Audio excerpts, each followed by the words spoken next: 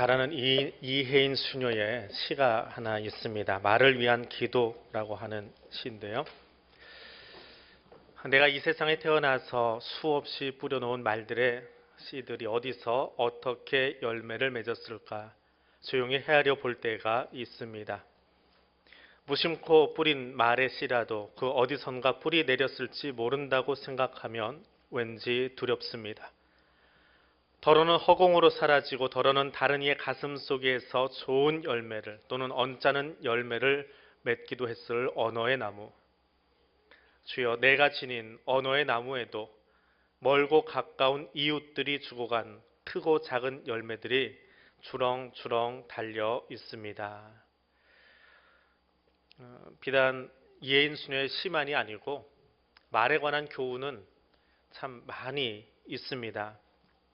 맹자는 그의 책에서 이렇게 가르칩니다. 말하지 않아야 할 때 말하는 것은 사람의 환심을 사기 위한 것이고 말해야 할 때 말하지 않는 것은 말하지 않으므로 사람의 환심을 얻으려는 것이다. 그럼 말을 하라는 말입니까? 하지 말라는 말입니까?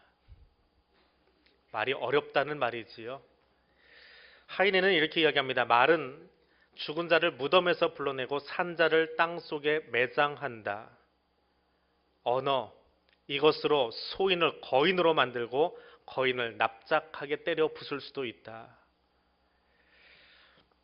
성경은 선지자들에게, 오늘 목회자들에게 이렇게 경고합니다. 너희가 두 엉큼 보리와 두어 조각 떡을 위해서 나를 내 백성 가운데에서 욕되게 하여 거짓말을 고지 듣는 내 백성에게 너희가 거짓말을 지어내어 죽지 아니할 영혼을 죽이고 살지 못할 영혼을 살린다라고 에스겔을 통해서 이야기합니다. 말이 얼마나 무서운 건가, 얼마나 또 조심스러운 것인가라고 하는 것을 가르쳐 줍니다.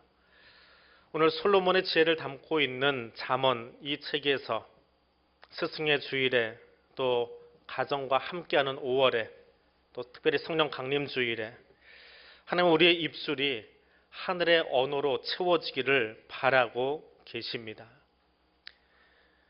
이사야 57장 19절에서 하나님은 자신을 이렇게 소개합니다. 입술의 열매를 창조하는 자 여호와가 말하노라. 하나님은 어떤 분이요? 입술의 열매를 창조하는 분이라고 말합니다. 열매라고 하는 이 단어는 니우브라고 하는 말인데 아주 희귀한 단어입니다. 이사야에 한번 쓰였고 말라기서에 한번 히브리어로는 등장을 합니다. 특별히 말라기서에서는 이 열매라고 하는 단어가 하나님의 제단에 올려지는 제물을 이야기합니다. 바꿔 이야기하면 입술에서 나오는 이 말은 하나님의 제단에 올려지는 제물이다. 그것을 창조하는 자가 나 여호와다라고 하는 말입니다. 히브리서 기자는 이런 구약의 배경을 가지고 이렇게 주석을 달았습니다. 히브리 13장 15절에 가니까 성도가 드리는 찬미의 제사가 입술의 열매라고 말합니다. 우리가 부르는 노랫소리, 우리가 말하는 모든 것들이 하나님께 드려지는 제사다. 그것이 입술의 열매라고 말합니다. 이사야는 이 말을 이렇게 풀어놓았습니다. 슬피 울던 입술에서 이런 찬미가 터져나오게 하리라. 태평천하일세 태평천하일세 멀리도 가까이도 태평천하일세 야훼께서 약속해 주셨다. 내가 너를 고쳐주마. 성경에 이 말이라고 하는 단어가 제일 처음 등장하는 곳은 어디입니까? 창세기 1장 1절입니다. 태초에 하나님이 천지를 말씀으로 창조하셨다. 의역해서 설명해 드리면 창세기 1장 1절은 말씀하신 대로 열매가 맺혀서 천지가 만들어졌다라고 하는 말입니다. 말은 창조의 능력을 가졌고 살리기도 하고 죽이기도 하는 언어임에도 불구하고 오늘 내 입에서 나오는 말은 어떠합니까? 대표적인 죽이는 언어가 몇 가지 있습니다.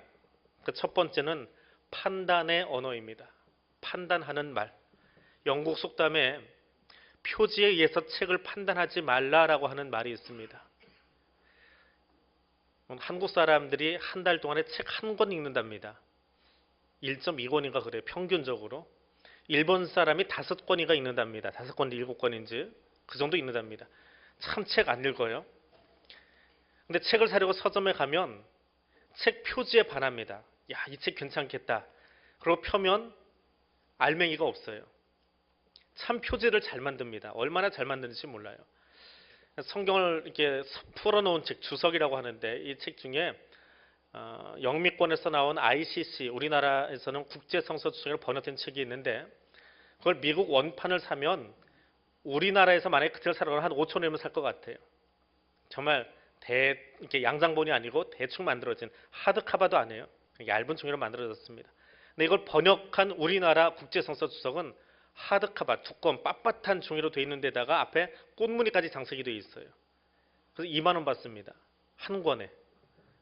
이게 한 70권 정도 되는데. 그러니까 정말 책 표지는 잘 만들어요. 근데 안에 내용은 굉장히 어려운 책이에요. 책 표지 보고 책을 믿지 말라는 겁니다. 마찬가지로 사람을 외모로만 취하는 경우가 얼마나 많이 있습니까? 내면을 보지 않고 외모를 보고 판단하는 건 말입니다. 사무엘조차도 왕을 뽑기 위해서 이새의 집에 찾아갔다가 외모가 출중하고 잘생긴 다윗의 형들을 보고 반했습니다. 하나님이 지목하지 않아서 기름을 다윗에게 부었지만 여기 있는 사람 중에 저도 마찬가지고요.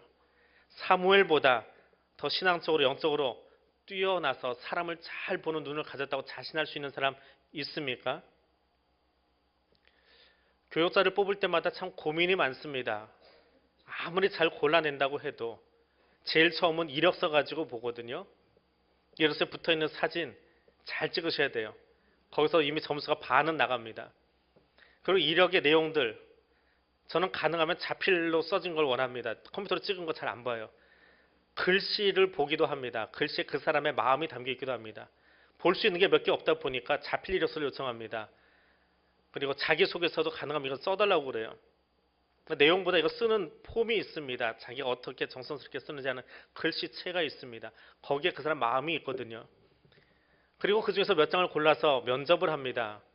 들어올 때 이미 마음이 또 기울어져요. 걸음걸이 보고 마음이 기울어져 버립니다.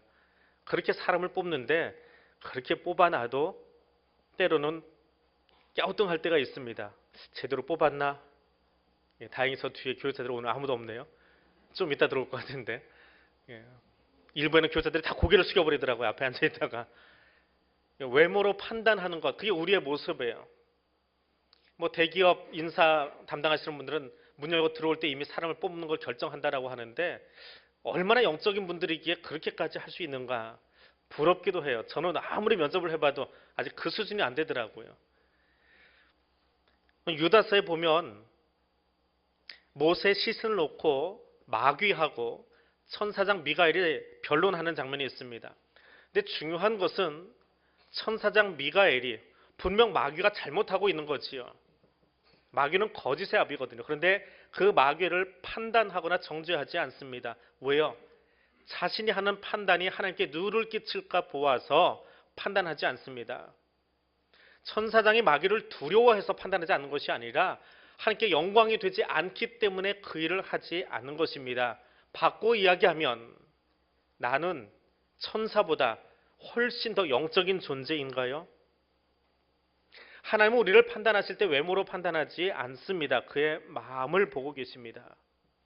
누군가에 대해서 판단하고 싶은 마음이 든다면 혹여라도 내가 그 사람을 향해서 한치의 미움이라도 없는가 생각해 보십시오. 미움이 있다면 판단하지 마십시오. 그건 이미 판단이 아니라 미움을 언어로 포장해서 내놓은 것뿐이기 때문에 그렇습니다. 판단은 죽이는 언어입니다. 두 번째로 비방의 언어가 있습니다. 탈무드에 이런 말이 있습니다. 그 사람 입장에 서기 전에는 절대로 그 사람을 책망하지 말아라. 사람들이 이 말을 아주 잘 압니다. 그래서 이렇게 이야기합니다. 내가 네 입장이라면 그렇게 하지 않을 거야. 근데 이것처럼 어리석은 말이 어디 있습니까?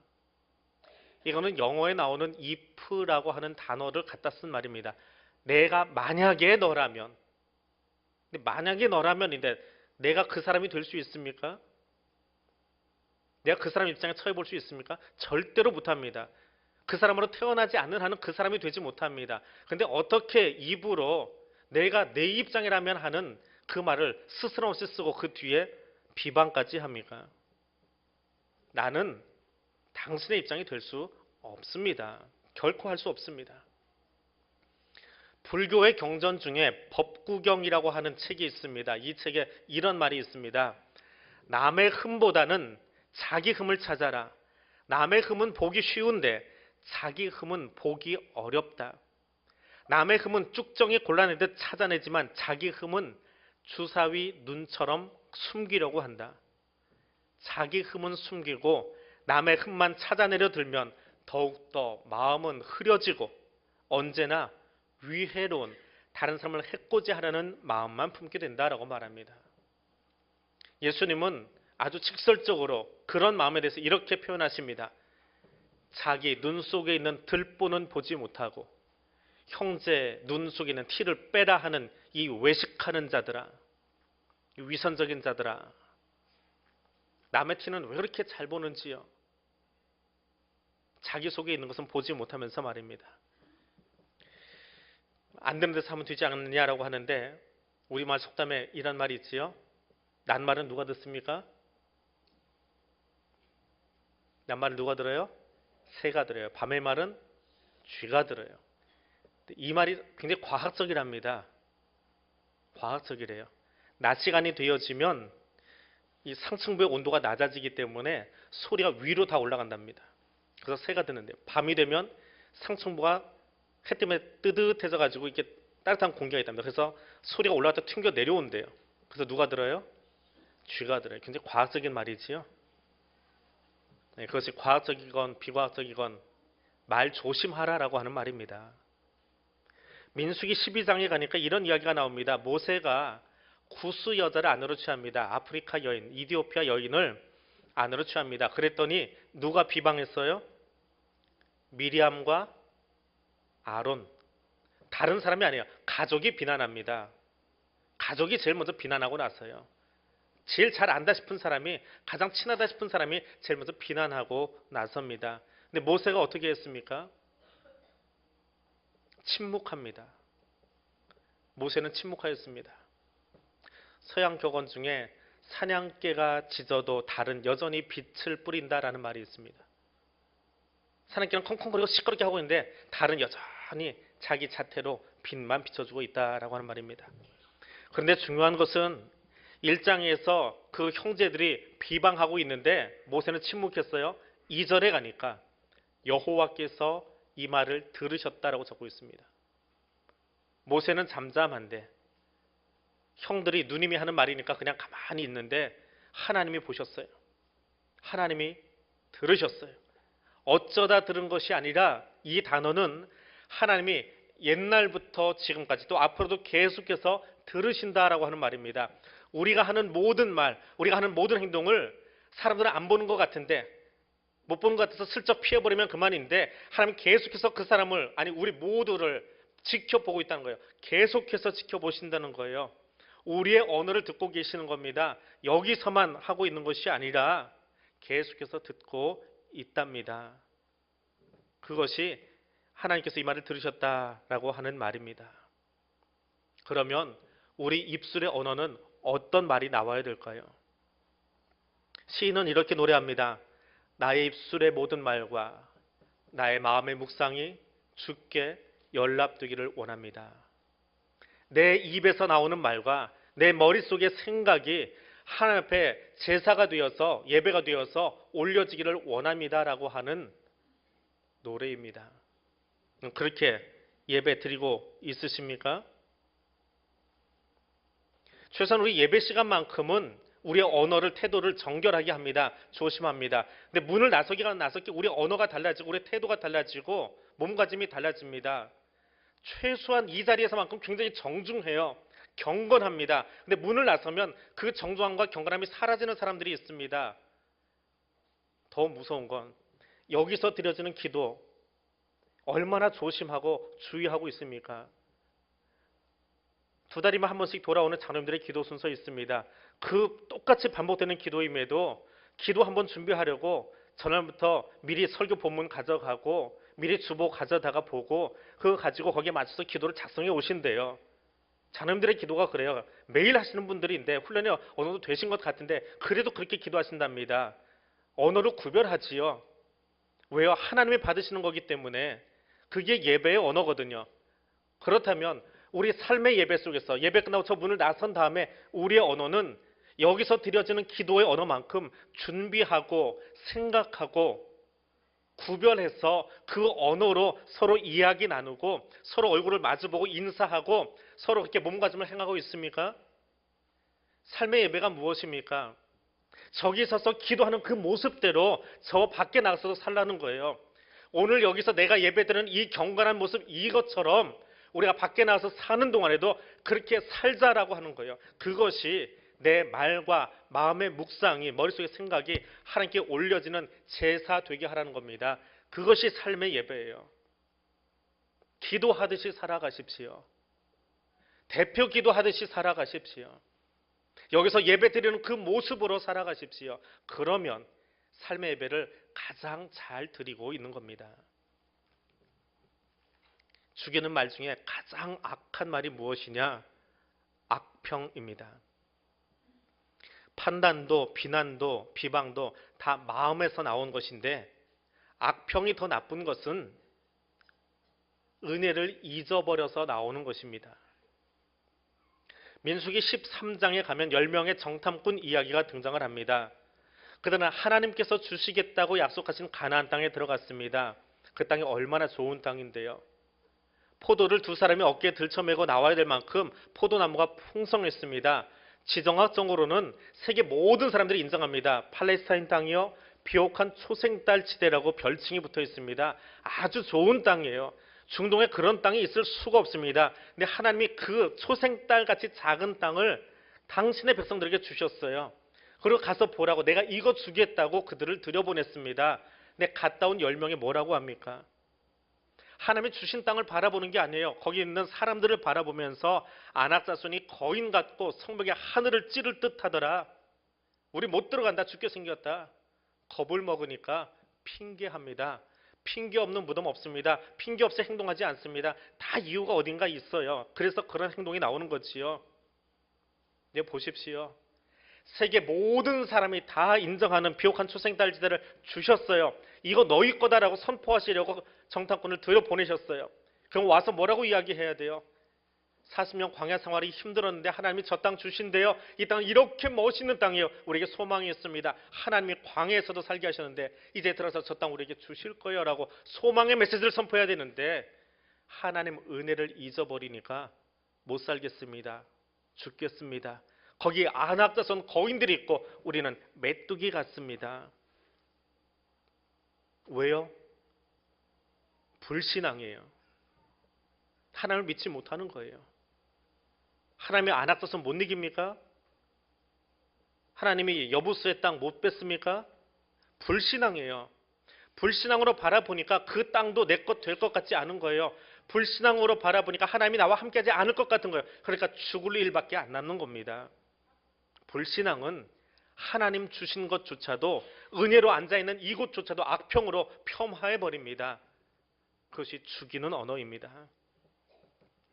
우리 입술을 예배의 언어로 채워갈 수 있기를 원합니다. 축복의 언어로 채울 수 있기를 원합니다. 우리 뱃속에 저주의 언어 채우지 말고 축복의 언어가 채워질 수 있도록 살아갈 수 있기를 원합니다. 우리의 언어가 하나님 때문에 만족하고 행복한 언어로 가득할 수 있기를 원합니다.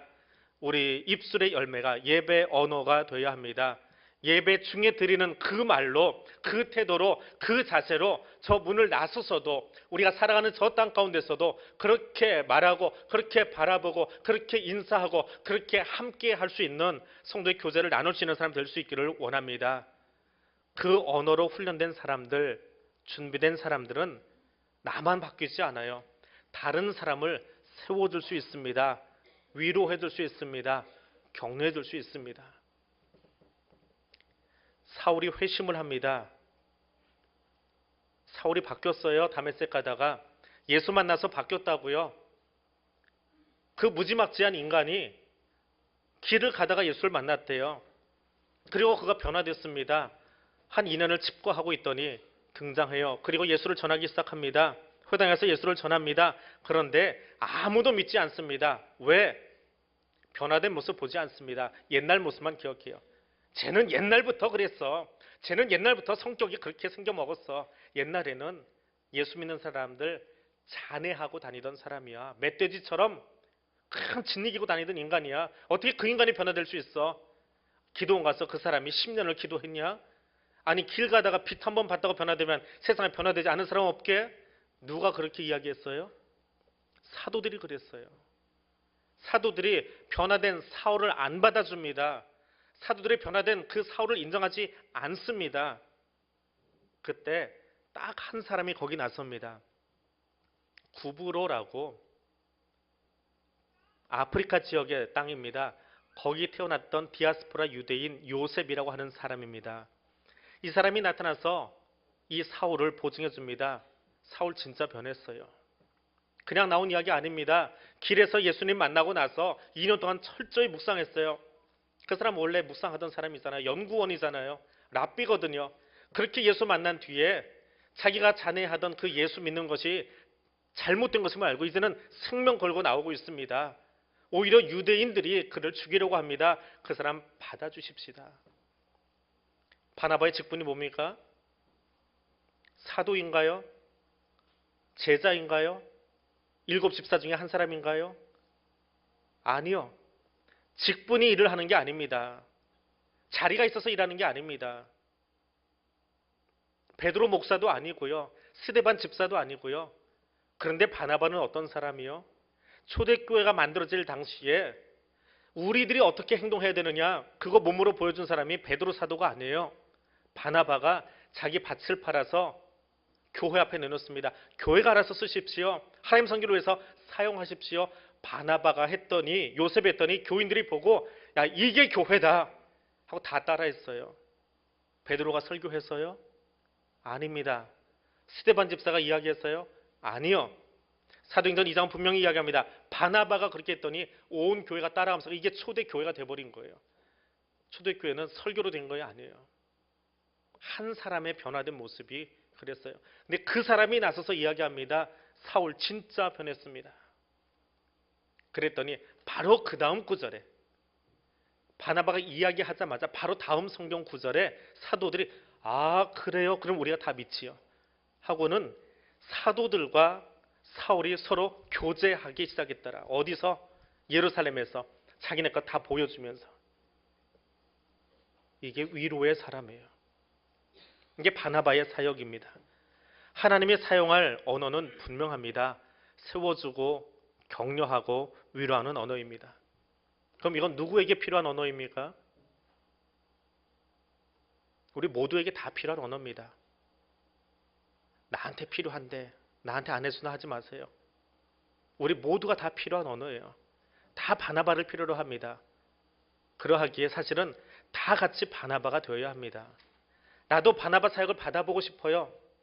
더불어 나도 바나바 사역을 할 수 있어야 합니다. 설교를 준비하다가 갑자기 생각나는 일이 있어서 2부에는 아이들이 있어서 얘기를 못했어요. 어르신들이 계시긴 하는데 그냥 꼭 해야 될 이야기가 있어서 설교 시간에 그냥 넣어놨습니다. 광고 시간에 하기는 못 드시는 분들도 있지 않을까 싶어서. 한 3주 전에 광고 시간에 청년부실 확보 좀 해달라고 사실은 수유실을 확보하려고 시작된 일이 지금 현재 있는 공간을 원래 이름표 붙어있는데 좀 쓸 수 있게 돌려놓읍시다 라고 광고를 했습니다. 사실 거기 누가 있는지 알기는 아는데 그냥 힘센 사람 들어가 버리면 혹은 누가 먼저 들어가 버려서 자리 차지해 버리면 방이 제대로 안 움직여요. 교회 공간이 참 적습니다. 부속실이 없어서. 그래서 이야기를 했습니다. 거기 예배 끝나면 오후 예배 들 때까지 누워서 좀 쉬시는 어르신들이 있어요. 우리 일려전도회 회원들이 거기서 주로 쉬십니다. 근데 이야기를 해놓고 뭐라고 말 안 했습니다.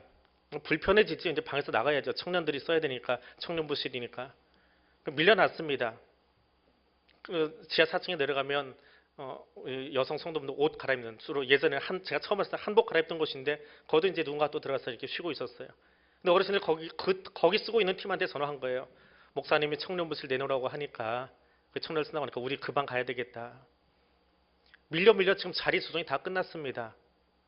거기 원래 있던 팀들은 하와실 가기로 했고요. 하와실 빨리 좀 정리해서 도배 다 해놓겠습니다. 지금 하고는 있는데 아직 정리가 다 안 끝났어요. 그리고 어르신들 거기 들어가셨다고 해요. 제가 아직 못 가봤어요. 오늘 좀 가봐야 될 것 같아요. 근데 감사한 건, 그리고 죄송한 건, 이 청년부실에 어른들이 들어가시면 누울 수 있는 공간이에요. 굉장히 방이 좀 커요. 예전 거에 비하면. 40평 방이에요. 예, 그런데 저쪽 쪽방은 10평짜리 쪽방이에요.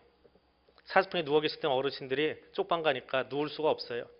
그냥 다 다리 세우고 앉아 계셔야 돼요. 자리가 좁으니까 몇몇 분은 아니, 거기 있기 뭐하다 그러고 오후 예배 나오기 힘들다고 집에 가시겠다는 분들도 들려요. 그런데 아직 안 가시는 것 같아요. 그냥 거기 그래도 다 들어가시는 것 같아요.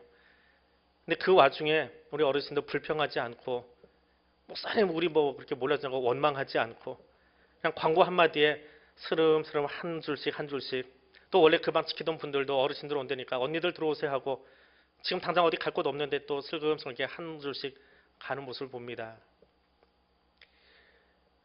교회 부속실 좀 빨리 마련해야 될 것 같고요. 부속 공간 구매하고 지금 공간에서는 안 나올 것 같고요. 공간 집 사게 되면 어르신들 누울 수 있는 방부터 제일 먼저 빼드릴게요. 도배해가지고 이불하고 베개 다 갖다 놓고 누울 수 있게 해드릴게요. 제가 약속합니다.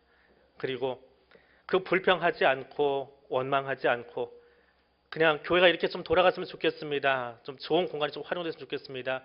그것에 그렇게 따라와 주셨던 어르신들뿐만 아니라 그 방 비껴주고 지금 떠돌이 생활해야 되는 몇 주 동안은 그 여전도회까지 또 그렇게 공간을 서로가 나누어 쓰고 또 함께 바라보고 있는 그 모습들 그것이 교회를 세우는 것이 아닌가 그래서 교회를 만들어가는 것이 아닌가 싶습니다. 나무를 덧대고 페인트 칠을 하고 리모델링 하는 것도 교회를 세우는 겁니다. 근데 그것이 교회를 세우는 것은 아닙니다. 우리가 서로를 향해서 부족한 것, 약한 것, 좀 연약한 거 있지만 그것을 서로 같이 받쳐주고 용납해주고 젊은이들 위해서 내 불편함을 좀 감수해내고 그런 모습들이 있기에 그런 배려함이 있기에 교회가 공간이 좀 작아지고 있지만 그럼에도 불구하고 아름다운 이야기들이 나오지 않는가 생각합니다. 그래서 어르신들에게 정말 감사하고 또 죄송합니다. 자리에 막 뺏어놔서 말 한마디로 그냥 뺏어버려서 죄송합니다. 건물 빨리 살 수 있게 기도하시고요. 건물 사면 방 제일 먼저 그때는 50평짜리 뽑아드릴게요. 누울 수 있게 해드릴게요. 우리 입술의 열매가 예배 드리는 언어가 될 수 있기를 원합니다. 칭찬해주고 격려해주고 채워주고 부족한 거 있지만 잘 못하는 것 있지만 그거 그냥 안아줄 수 있고 품어줄 수 있는 바나바의 말 한마디가 유럽 선교를 열 수 있는 가장 밑바닥 언어가 되었던 것처럼 오늘 우리가 이제 예배를 마치고 나가서 나누는 삶의 예배의 언어들이 하나님 나라를 그곳에 세울 수 있는 멋진 천국의 방언들이 될 수 있기를 원합니다. 기도하겠습니다. 말씀으로 창조하신 하나님, 창조주 하나님을 따라 오늘 나의 말이 창조의 언어가 되기를 원합니다. 우리에게 주신 언어가 천국 방언이 되어서 사람을 살리고 교회를 세우고 민족을 새롭게 하는 입술의 열매를 맺기 원합니다. 오늘 나의 말이 믿음의 언어가 되기를 원합니다. 불신앙으로 가득한 정탐꾼이 아니라 사울을 바울로 세워주던 바나바의 입술의 열매를 나도 맺고 싶습니다. 성령 하나님, 나의 혀를 길들여 주시고 천국 백성으로 설 수 있도록 가르치고 인도하여 주옵소서. 예수님 이름으로 기도드립니다. 아멘.